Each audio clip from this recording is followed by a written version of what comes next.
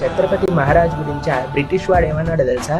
అలాంటి వాడు ఒక్కడైనా మా దగ్గర ఉంటే మొత్తం ప్రపంచాన్ని మేము గెలవగలుగుతాము. ఎగ్జాక్ట్లీ.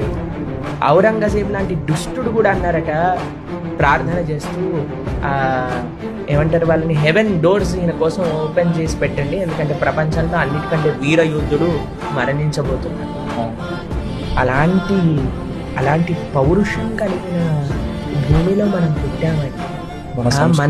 మన మానవ జన్మని ఎలా సేవలో అర్పించాలి అని ఆలోచించిన దేశం అండి మన దేశం. మీకు ఒక విషయం చెప్తానండి, ఏ బయట రాజ్యములలో కనీసం 10-20 సంవత్సరాలే వేరే మతం వాడు పాలిస్తే మొత్తం దేశము ఆ మతం మారిపోయింది.